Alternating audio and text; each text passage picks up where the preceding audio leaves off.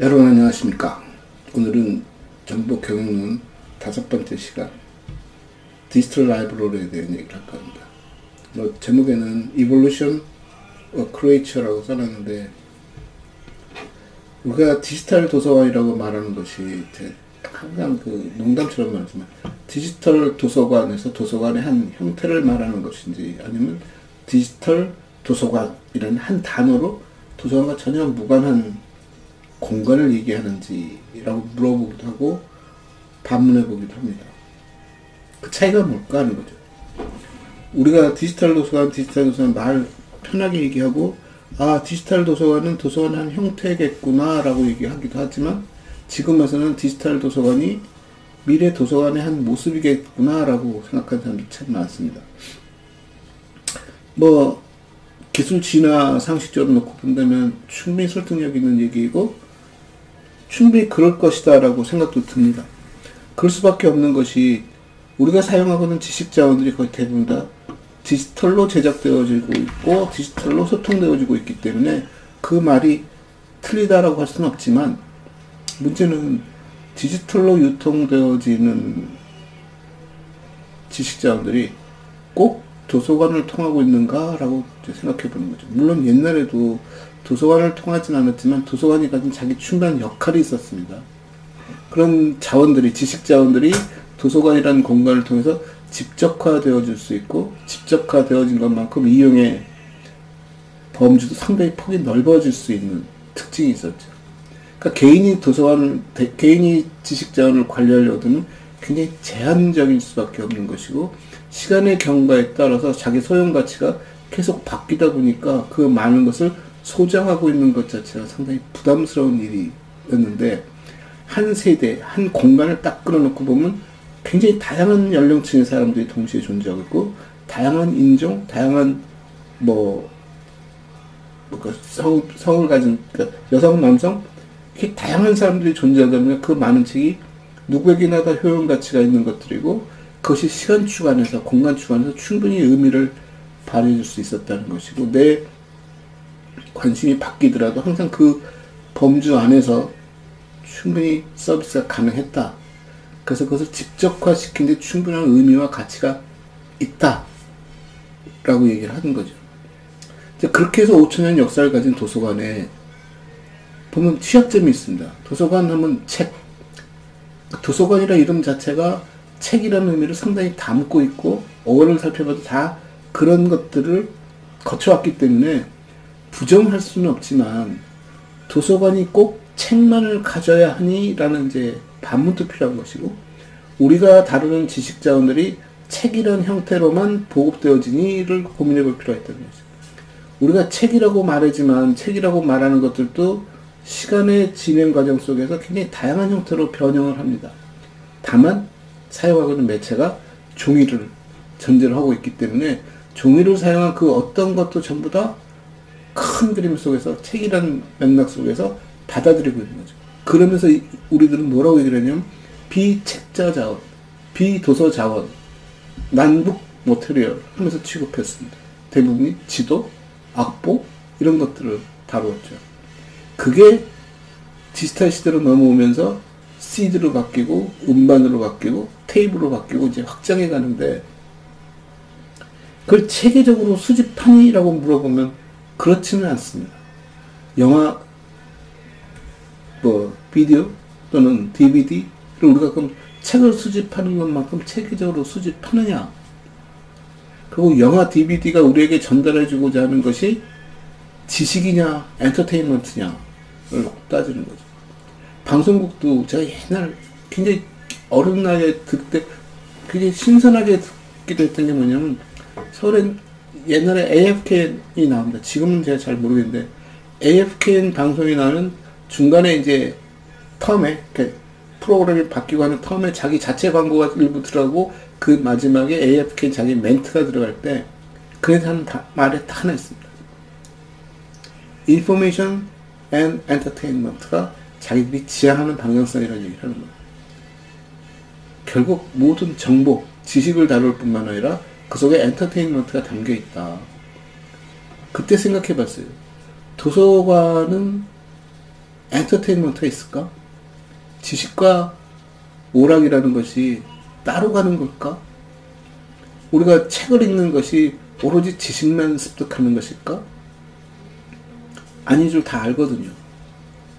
그리고 그것이 오로지 지식만 습득하는 거는 엄청 힘들 거라는 것도 알고 있고, 옛날 조선시대 때 선비들이 책을 읽는다고 상상해보면 그 속엔 어떤 엔터테인먼트도 없습니다. 엄청 딱딱한 책들이잖아요. 그게 조선 후반에 오면서 이제 그런 오락성의 소설들이 나오기 시작하고, 뭐 풍자하는 글들도 나오기 시작하고, 약간 좀 19금 글들도 나오기 시작했고, 그 이전에 풍류를 즐긴다는 선비들은 시기로 얘기를 했지만 그 시기 자체도 자기들이 알아먹는 언어와 자기들이 알아먹는 문자로 표현한, 나름 뭐 자기들 나름대로 엔터테인먼트일 수도 있겠지만, 그래서 정보를 취급한다는 것이 딱딱한 것만 다루는 것은 아닐 수 있겠다. 그리고 정보를 전달하는 방법이 꼭 그렇게 고지식하게 딱딱한 사실만 전달하려고 하지는 않을 것이다. 그렇다면 그 중간에 그 많은 매체들을 왜 도서관은 수용하지 않았지? 도서관이 그걸 수용하는 공간이었다면 지금도 훨씬 더 다양한 서비스, 다양한 분류, 다양한 그 구조, 다양한 구축하는 방법론들이 다양하게 나왔을 텐데, 오로지 문자와 그 텍스트와 종이로 된, 전자책에 넘어가든 텍스트로 된 서비스에만 너무 몰입하는 것 아닌가? 라는 생각을 해봅니다. 왜냐면 그런 매체들이 변했을 때 그걸 수용하는 데 상당히 소극적이었기 때문에. 그 결과가 나타나는 게 뭐냐 하면, 인터넷이 되어지고 인터넷 웹페이지들이 양산되어지면서 도서관이 아차했을 겁니다. 그 많은 디지털 자원들이 굉장히 다양한 형태로 문자도 있고 그림도 있고 소리도 있고 영상도 있고 그런 엄청 다양한 것들이 웹페이지라는 이름으로 인터넷망에 깔리기 시작합니다. 그게 옛날에 음악이나 그러니까 CD 음반이나 영화 같은 것들이 영화관이나 뭐 음반 카페나 이렇게 해서 전달되어진 것에 비하면 엄청난 힘을 갖고 전달되어지는데, 그게 도서관을 감싸 안았다는 거죠. 도서관을 갖고 있는 모든 자원들이 그 속에 다 풀려나갈 수 있는 서비스, 매체, 메커니즘이 됐다는 얘기죠. 그러면서 등장하는 게 뭐냐면 도서관이 자연스럽게 디지털 도서관 얘기를 합니다. 그 이전에는 어떤 자원, 소리 자원, 영상 자원들을 도서관이 받아들이는데 참 소극적이었고, 어떻게 보면 굉장히 보수적이었다? 뭐 음반 도서관도 있고 영화 도서관도 있지 않겠습니까? 그렇죠. 그런 맥락에서 보면 디지털 도서관은 음반 도서관이나 영화 도서관처럼 치부해도 될까? 음반 도서관과 영화 도서관이 갖고 있는 데이터들, 자원들, 갖고 있는 그 어떤 주제적 또는 형태적 한계가 디지털 도서관에서도 적용될까? 전혀 적용되지 않습니다. 게다가 디지털이 갖고 있는 특성이 있습니다. 공간을 초월하고 있다는 거예요. 언제 어디서나 내가 필요할 때 이용 가능하고, 단지 이것이 그 공간만 초월한 것이 아니라 도서관이 갖고 있는 가장 큰 약점, 생산된 자원을 수집하고 서비스하는 데서 벗어나서 스스로 생산도 해낼 수 있는 힘을 갖게 된 것이 인터넷 웹 서비스입니다. 그걸 도서관이 디지털 도서관 이름으로 받아들이려고 하는데, 도서관다운 면모를 보여줄 수 있는 게 뭐지? 했을 때는 모으는 행위입니다. 이게 도서관이니까 모아야겠다. 그래서 디지털 도서관 초기에는 CD도 모으고 그런 지식 자원들을 모으는 데 노력을 했고, 도서관의 가장 중요한 서비스, 도서관의 꽃이라고 한다면 레퍼런스 서비스이고 레퍼런스 툴들인데, 그런 것들을 CD로 제작하는 것들이 상당히 활발하게 진행됐습니다. 그 70년대, 그러니까 1970, 80, 90 넘어오는 과정 속에 그것을 직감한 사람들이 그런 데이터베이스 산업들을 펼칩니다. 도서관이 가장 자랑스럽게 여기고 도서관의 꽃이라고 하는 레퍼런스 서비스의 그 데이터베이스들, 레퍼런스 서비스의 그 많은 초록 색인 이 모든 것들을 디지털 자원으로 만들고 데이터베이스화 시켜서 서비스로 들어갑니다. 지식자원 하나하나를 스캐닝해서 집어넣는 것은 역부족이지만 그 시절에 그리고 이것을 스캐닝하거나 디지털 자원을 자체 생산한다는 것 자체는 수요도 부족하고 아직 그 단계까지 가 있지 않기 때문에 기술적으로 가장 만만한 게 뭐니? 그러면 캐릭터, 키워드, 소위 색인어, 주제명 이런 것들을 수집해서 정리해서 디지타이징 하는 거죠. 그게 가능했던 것들은 색인지를 생산하고는 예를 들면 SCI나 SSCI 같은 것을 생산하던 출판사들이 그 생산의 프로세스를 바꾸기 시작합니다. 소위 인쇄라는 방법을 통해서 책자 형태로 종이에다 인쇄해서 생산하는 결과물은 같은 것을 낼지 모르지만 그 과정의 방법을 모르겠냐면 우리가 알고는 DTP로 넣은 겁니다. 데스크탑 퍼블리싱으로 넣은 겁니다. 그런 것들을 식자를 컴퓨터를 통해서 워드 프로세서로 입력을 하고 편집을 하고 인쇄를 하고 이런 과정을 통해서 색인지를 만들던 경험을 중간에 쥐고 있기 때문에 이거를 그대로 디지타이징 해버리니까 데이터베이스가 되죠. 그래서 그 속에서 데이터 관리를 보다 충실하게 하고 그 과정에 소위 퍼블리싱, 디지털 퍼블리싱이라는 행위가 인쇄라는 개념 속에서 접근이 되어지고 거기에 큰 장점을 불러일으킨 게 뭐냐면 이런 모든 행위들의 소위 인버티드 색인, 우리가 말하는 그 색인의 가장 큰 특징 중에 하나는 뭐냐면 배열의 다양성입니다. 키워드가 책 한 권에 키워드가 5개 있다 그러면 이것을 5군데 배치시켜 주어야 이 책이 어떤 단어로 접근하더라도 접근이 가능하다. 색인이 갖고 있는 특징이라면 이 5개를 배열하는 행위가 한 번 입력해주면 5군데 자기가 자체 배열할 수 있는 능력? 그게 초기에 전산학하는 친구들이 관심 가장 많이 가졌던 소팅에 대한 얘기죠. 배열을 어떻게 할까? 컴퓨터에 데이터들이 수없이 들어오는데 수없이 들어온 데이터를 제대로 써먹으려면 이 데이터가 어떻게 되어야 한다? 내가 원하는 형태대로 재배열되어야 돼. 배치되어져 있어야 한다는 얘기죠. 가나다순 배열하든 역순으로 배열하든 중간에 있는 키워드들 하나하나 토크닝해서 끊어내서 각자 독립해서 배열을 하든 다양한 형태의 배열 방법들이 나옵니다.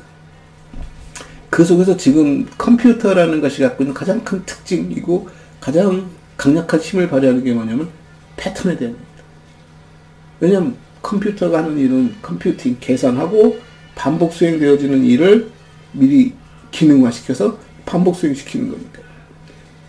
우리가 하는 일도 다 똑같지 않습니까? 신입사원이 들어오면 일을 가르쳐주면 그 일은 1년 12달 반복되는 겁니다.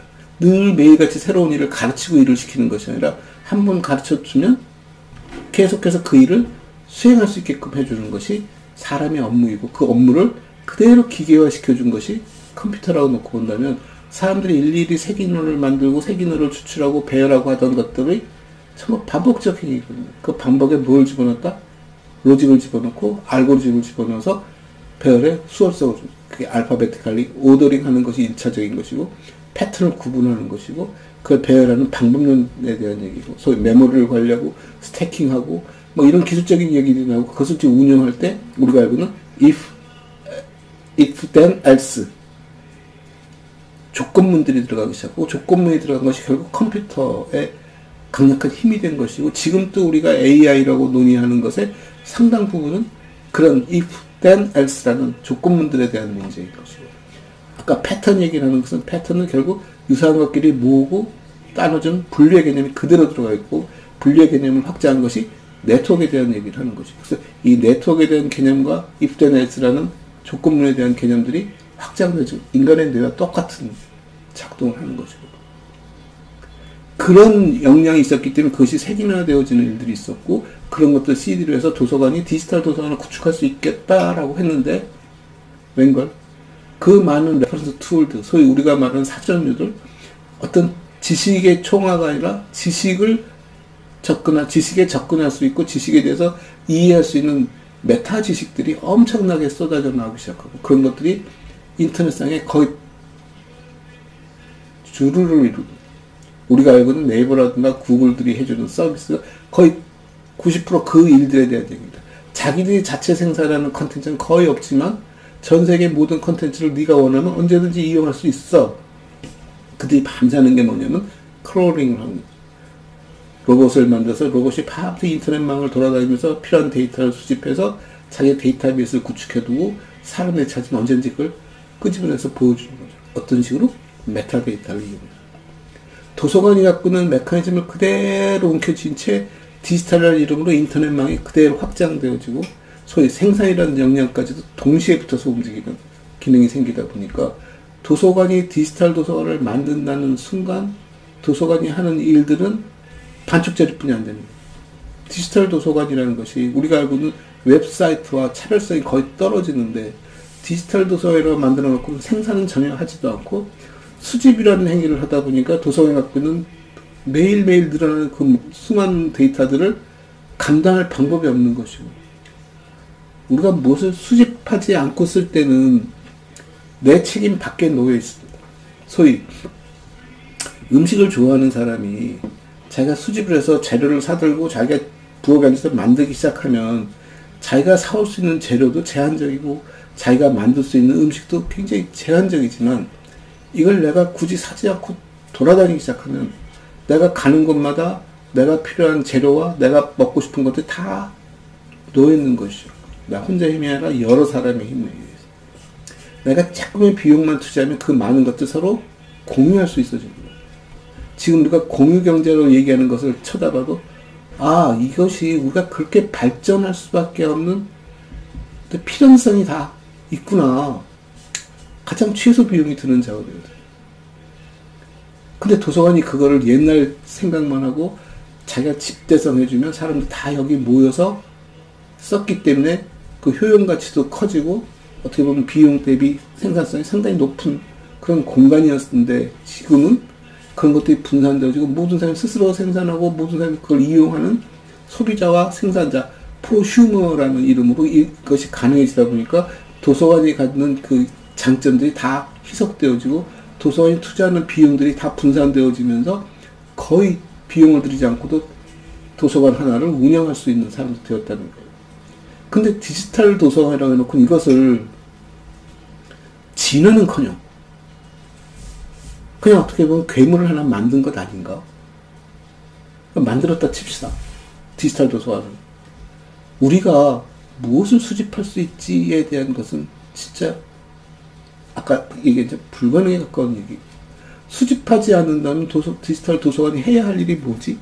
사람들의 접근성은 다 열려 있는데 내가 그것을 제약할 수도 없는 것이고 내가 제약하려면 충분한 그만한 가치와 의미가 존재해야 하는데 무엇을 갖고 그걸 만들어낼 수 있을까에 대해서도 상당히 의문스러운 부분들인 것이고 또 하나는 자체 생산하지 못하다 보니까 디지털 자원을 수집하는 행위 자체가 상당히 불편해진다는 얘기. 예전에는 자체 생산하지 않더라도 생산자가 소비자와 소통하기 위해서는 서점과 도서관이 절실했습니다. 전달돼야 하니까. 자기가 모든 사람들에게 다 전달할 수는 없는 것이고 모든 지역을 다 돌아다닐 수는 없지만 서점과 도서관이 그것을 받아서 서비스해 줬다는 거죠. 서점과 도서관이 행위는 비슷해 보일지 모르지만 그 의미는 조금씩 다르다 보니까 둘 다 충분히 자기 역할들을 행했는데 이 디지털 자원은 굳이 배포라는 행위를 이렇게 기술적으로 집합을 시킨다는 한 일이 없어진 것이죠. 물론 상징적으로 아니 가상적으로 집합을 만들 수 있습니다. 내가 여러분에게 난 문헌정보학 서비스를 할 거야. 그래서 나는 문헌정보학만 필요해. 그럼 그런다 내가 문헌정보학을 수집하는 것이 아니라 전 세계에 널려있는 문헌정보학을 내가 검색 로봇을 하나 만들어서 키워드를 수천 개를 만들죠. 문헌정보학과 관련된 키워드를 어떻게 조합하고 어떻게 만들어 놓으면 이것이 필요한 것만 찾아올까. 배제할 거 배제하고 넣을 거 넣고 구분 짓고 구분 짓고 그걸 매일같이 돌립니다. 그거 돌리는데도 큰 비용도 들이지 않고 돌리다 보면 그 데이터들이 차곡차곡 쌓이고 내가 의도했던 분류 체계 속에 들어와 있고 여러분이 사용하고는 키워드를 두들기면 써서 정확하게 전달되죠. 여러분이 인터넷망을 통해서 쓰면서 제일 불편한 게 뭐냐면 제너럴 프로세스 때문에 힘듭니다. 내가 나뿐만 아니라 모든 사람이 접근하다 보니까 데이터 하나하나가 우리가 찾던 그 웹페이지 하나하나가 주어지는 보편성 속에서 내가 필요로 하는 것만 선별하는 작업이 그렇게 쉽지 않다는 거죠. 섞여 있는 물건들이, 구별이 확실한 물건들이 섞여 있으면 쉽게 나눕니다. 돌하고 뭐 유리하고 섞여 있다. 구별이 쉬울까요? 불편합니다. 쪼개는 행위도 불편하고, 쪼개놓고 나서도 불순물이 끼어있을 가능성이 상당히 높은 것들이잖아요. 그래서 그걸 얼마나 잘하니, 지금 컴퓨터 사이언스 하는 친구들이나 데이터를 관리하는 데이터 사이언스 하는 친구들이 굉장히 중요한 핵심 과정입니다. 데이터 사이언스도 그 많은 데이터 속에서 패턴, 어떤 형식을 하나 뒤져서 찾아서 이것의 관계를, 구조를 보고 그 구조 속에서 해석을 찾아내고 하는 그 과정 속에서 데이터를 선별하고 수집하고 분석하는 작업이 그렇게 만만하지만은 않다. 왜 이 얘기를 디지털 도서관 얘기를 하자면서 이렇게 장황하게 했냐면, 결과적으로 만들어진 디지털 도서관이 자연스러운 진화라면은 차라리 아까처럼 인터넷망에 쳐져 있는 저 많은 것들 속에 내가 문헌 정보를 관리해야지, 우리 대학에서는 어떻게, 우리 지역사회에서는 어떻게 할까? 그럼 자기 지역사회를 제일 잘하는 사람은 저 중앙에 있는, 저 외국에 있는 구글이나 네이버가 아니라는 얘기입니다. 그럼 그 사람들이 여러분에게 서비스할 때는 보편적인 언어를 쓰고 어떤 키워드를 쓰든 그 키워드가 나오면 다 찾아주게끔 만들어줘요. 아무리 자기들이 재가공을 한다 하더라도 그 재가공에는 소비자가 다양한 소비자층이 존재하기 때문에 굉장히 제약적입니다. 근데 각 지역에 있는 지역 도서관들은, 대학이면 대학 도서관이, 지역이면 지역 공공도서관들이 자기 주민, 자기 학생들을 위해서 재가공하는 행위를 굉장히 정교하게 할 수 있습니다. 어떤 키워드 쓰고 어떻게 할까? 소위 도서관에 꽂히려던 레퍼런스 서비스를 보다 더 발전적으로 전개를 시키면, 그것을 갖고 기왕에 네이버나 구글이 수집해왔던 것, 아니면 자신도 그 비슷한 방법으로 수집한다거나, 또는 서로 네트워크를 가져서 그네들이 수집할 수 없는 데이터들, 소위 회원제로 묶여있거나 비밀번호를 타고 들어간다거나 오프라인상에 존재하면서 필요의 요구에 의해서 제공되어지거나 하는 이런 데이터들의 상호 교류를 네트워킹을 한다면, 도서관망이라는 괜찮은 망이 생기고, 그 도서관망이 디지털 도서관이라는 이름으로 움직인다면, 디지털 도서관은 지금의 도서관을 진화시켰다고 볼 수 있는데, 그렇지 않고 현재 인터넷망에 떠있는 그런 서비스들을 디지털 도서관이라고 우겨 넣어서 도서관이 원래 가졌던 옛날의 모습들을 그대로 재현하려고 나서면, 이건 괴물을 창조하는 일이 아닐까라는 얘기죠. 왜냐면 아까 가졌던 디지털이 가진 특징? 굳이 한 자리에 모으지 않아도, 어디 흩어놓더라도 언제든지 접근을 통해서 가져다 쓸 수 있는 메커니즘을 갖고 있기 때문에, 모은다는 것이, 데이터를 모으는 건 아무 의미 없습니다. 그래서 요즘 큐레이션, 디지털 큐레이션이라든가 도서관에서 큐레이션 얘기할 때도 사서 선생님들이 가장 난감해하는 게 뭐냐, 큐레이션 모으려거든요, 자꾸. 그래서 이번에 내가 모아서 서비스 할게, 내가 요거 모으는 순간 비슷한 시간에 더 그와 유사한 것들이 엄청나게 많이 생산되어지고 있습니다. 그럼 내가 모으는 게 뭐지? 아까 말씀드린 그거죠. 분류 체계를, 접근 체계를, 데이터를 구분짓는 행위를 어떻게 내가 그런 것을 설계하느냐. 잘 만들어두면 그대로 매일같이 생성해낼 수 있어요. 그러니까 내가 큐레이션 한다고 어떤 키워드 조합을 딱 만들어두면, 어제 들어온 사람, 오늘 들어온 사람, 내일 다시 들어가도 데이터는 항상 변할 수 있어요. 늘 새로운 데이터가 나타날 수 있는 것이고, 있는 데이터들은 자꾸 뒤로 밀려가겠죠. 그리고 계속 분석합니다. 내가 조합한 이 키워드 조합이 맞는가를 계속 피드백 받으면서 조합을 바꾸기도 하고, 새로운 용어가 나타나고 새로운 용어를 다시 어떻게 취합하기도 하고, 끊임없이 백그라운드 이 작업을 해주면, 사람들은 대학 도서관을 찾아오든가 공공도서관을 찾아오든가 자기를 이해해주는 집단에 의해서 자기가 필요한 데이터를 늘 찾아볼 수 있죠. 상당 부분은 제너럴 한다고 봅니다. 그러니까 도서관이 아주 좋은 선의로 해석하면, 그래, 도서관이 가졌던 로드의 7, 80%를 인터넷망 속에서 전부 해결했어. 대부분 사람들도 굳이 도서관이라는 공간을 들어오지 않아도 7, 80%를 해결해. 근데 나머지 20%나 10%는 그게 해결해 줄 수 없어. 그럼 어딜 가야지? 도서관을 가야 해. 근데 재밌는 것은 10% 해결하겠다고 도서관 가고 90% 해결하겠다고 인터넷망을 돌아다녀? 도서관에 가면 나머지 90% 다 해결이 되는데, 결국 플랫폼 사업이라는 것은 내가 모든 것을 독점하겠다는 것이 아니라 90%는 다 유사하지만 한 10%, 1%는 나만이 갖고 있는 것들 같으면 그런 매니아층들이 모이기 시작하고, 그런 매니아가 아니더라도 보편적인 사람들이 이분하게 들어온다면 랜덤하게 들어온 숫자가 충분히 자기 수요를 창출해낼 수 있기 때문에 도서관이 어떻게 진화하느냐와 도서관이 어떻게 어거지로 도서관을 만들어내느냐 얘기. 그래서 디지털 라이브러리가 라이브러리 이름을 가진 그 수식어를 가진 디지털 라이브러리인가, 아니면 디지털 라이브러리는 아주 독립된 새로운 개념인가 를 얘기하는 것이죠. 지금 우리가 만드는 디지털 라이브러리는 마치 새 것 하나 만든 것 같은 느낌이 듭니다. 그건 잘못되는 것 같고요. 우리가 디지털 라이브러리 할 때는 라이브러리 디지털이 끼었다 했을 때 그 디지털은 어떻게 보면 그 중원 반버거 같은 느낌의 자원이 전부 디지털 됐으니까.